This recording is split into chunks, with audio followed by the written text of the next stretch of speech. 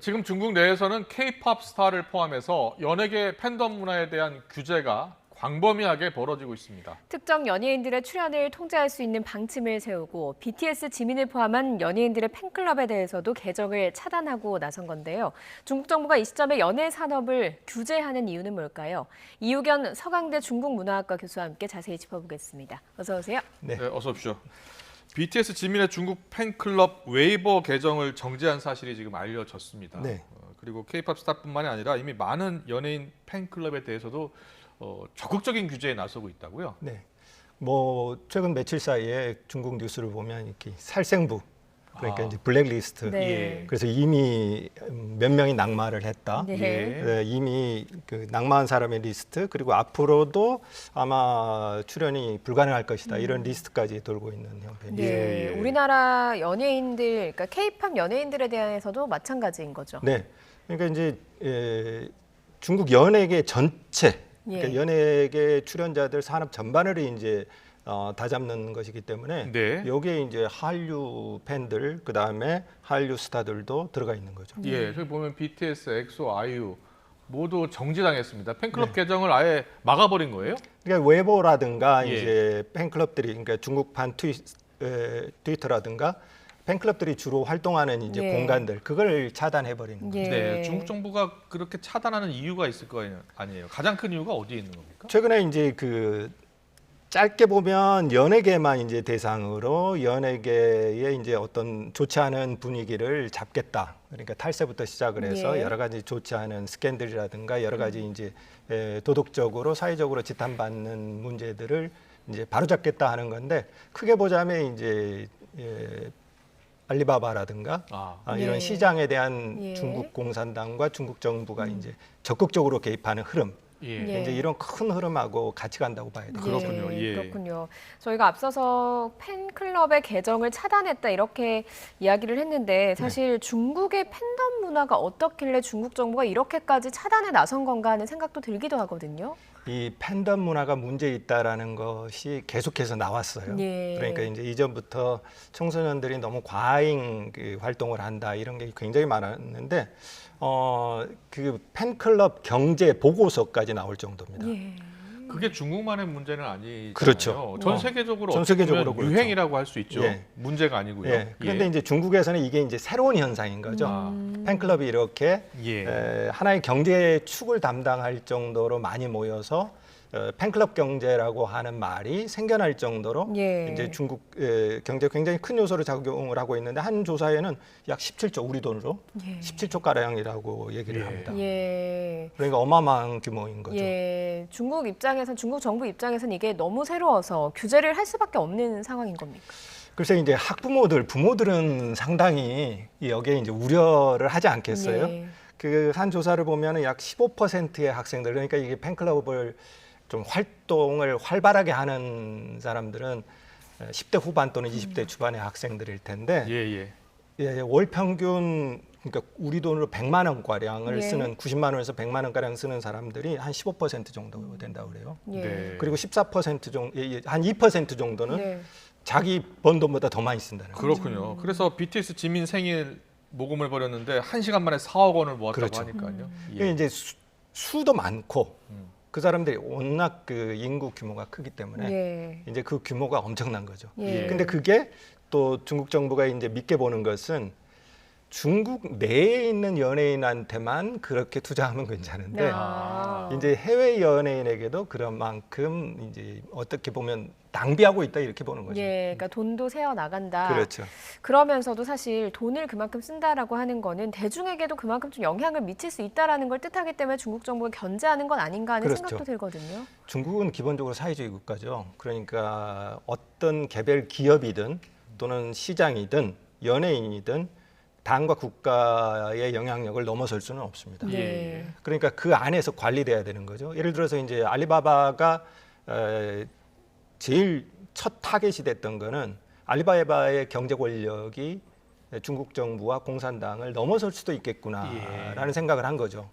알리바바가 사실은 이제 일상생활에서부터 소액 대출에서부터 모든 것을 다 이렇게 하고 있지 않습니까? 중국의 아마존이죠. 그렇죠. 그리고 정치는 중국 공산당이 하지만 네네. 중국인들이 일상생활하는 데는 알리바바를 통해서 하거든요. 예. 네. 그러니까 이제 중국 공산당은 그러한 개별 기업이 많은 권력을 쥐는 것, 그다음에 민간 부분이 지나치게 확대돼서 공산당의 권력을 넘어서는 것, 이거는 이제 통제해야 되겠다라고 생각합니다. 예. 예. 그 알리바바 그룹 창업자 마윈이 대표적이었는데 그렇죠. 마윈도 큰 제재를 받고 있는 상황 아닙니까? 그렇죠. 마인도 이제 뭐 거의 한동안 뭐 찾아볼 수가 예. 없었고, 그렇죠. 발언도 이제 굉장히 순해졌고, 맞습니다. 마인을 잡으니까 다른 기업인들, 여타 다른 IT 기업들도 기업들 다 이제 지금 말을 잘 마찬가지입니다. 듣게 되고, 예. 그다음에 공익을 위해서 거액을 말하자면 도네이션 기부도 하고 예. 이렇게 되는 거죠. 예, 중국 정부가 이렇게 IT 기업들에 대해서 좀 이렇게 차단을 하는 것 자체가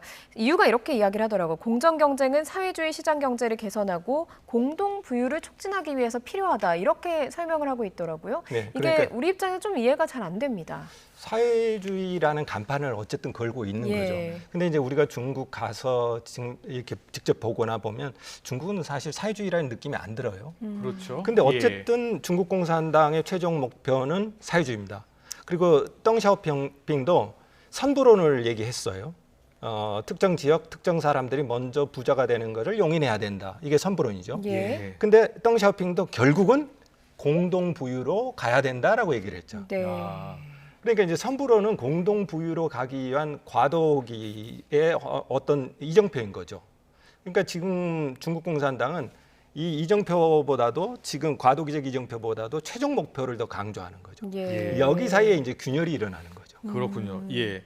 처음에는 대형 IT 기업, 그 뒤에는 사교육 시장 네. 금지시켰고 또 연예 사업, 최근에 게임 산업 규제까지 궁극적인 목표가 내년 공산당 당 대회를 앞두고 시진핑 주석 체제를 강화하기 위한 그런 의도도 있다 이런 분석이 있던데 맞습니까? 단기적으로 그런 정치적 의도가 있겠죠. 예. 그리고 이제 기업 시장 경제적인 부분에 있어서의 어떤 분위기를 다잡고 그다음에 연예계는 이제 문화거든요. 예. 이게 이제 사상과 생각에 관련돼 예. 있습니다. 이게 일상 그래서 파급이 훨씬 더 크죠. 아, 예. 예. 그래서 이 부분을 다잡으면서 시진핑 주석이 한 번을 적어도 네. 5년은 한 번 더 해야 되는 어떤 필요성, 당위성 예. 이런 것들이 이제 분위기를 만들어가는 거죠. 예. 그렇군요. 예. 결국에는 문화 측면에서는 오늘 이제 사건이 벌어졌으니까 문화 측면에서는 사상적인 측면에서 좀 중국 정부가 다잡으려고 하는 의지가 강한 건데 뭐 여성스러운 남자 연예인 활동 금지에 나섰다 이렇게 네. 하는 것도 결국에는 그런 뭐 비슷한 맥락이 있겠습니까? 이게 이제 그 중국이 9월 2일에 광전 종국이라고 미디어를 총괄하는 예. 여기에서 8가지의 그 규제 조항을 만들었어요. 예. 실제로는 몽둥이죠. 우리나라로 말하면 방송통신위원회나 뭐 그런 그렇죠. 네. 방송 감시하는 곳이 8가지 예. 구체적인 조항을 만들었는데 그 중에 이제 들어가 있어요.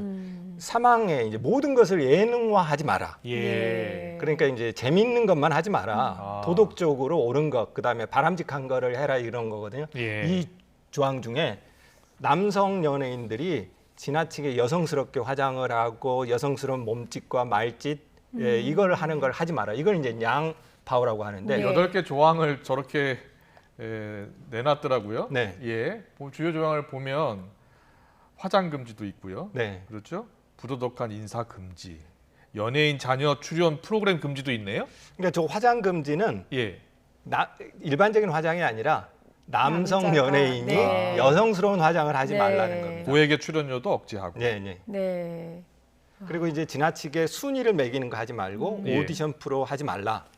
이렇게 돼 있는 거죠. 결국에는 공정 경쟁하라. 그리고 너무 돈 많이 벌지 마라. 한 사람이 그렇죠. 이렇게 하는 것들이 담겨 있는 거군요. 출연료도 지금 뭐 우리나라 연예인도 중국 가면은 공이 하나가 더 붙는다고 그러지 예. 않습니까? 그러니까 이제 아, 지금 예. 중국 연예인들 연예 시장이 이제 굉장히 커지면서 엄청난 부를 축적하고 있거든요. 예. 네네. 그래서 이제 그거를 통제하는 거죠. 그러니까 이게 이렇게 통제하는 게 네. 청소년이라든가 젊은 팬클럽들에게는 좀 반발을 사죠. 예. 그런데 중국 일반인들은 오히려 지지하는 측면도 있습니다. 그렇군요. 지지하는 측면이 있습니까? 왜냐하면 연예인들 좀 너무 돈 많이 번다. 그런데 조금 사생활에 문제 있기도 한다. 탈세하다. 그다음에 자기 자녀들이 너무 팬클럽에 돈을 많이 쓰거든요. 예. 근데 이제 그걸 막는다는 거니까. 예. 그러면 이 같은 공산당 중국 정부의 행보가 일반 국민들한테는 대대적인 환영을 받겠네요. 그러니까 이제 포퓰리즘이죠. 음. 근데 사실 이렇게 보자는 건 좀 문제가 있지요. 그리고 세계 흐름이라든가 네, 그러니까요. 예를 들어서 여성답게 분장하지 말라 이거는 시대착오적이잖아요. 예. 남성적인 것을 국가가 정하는 겁니다.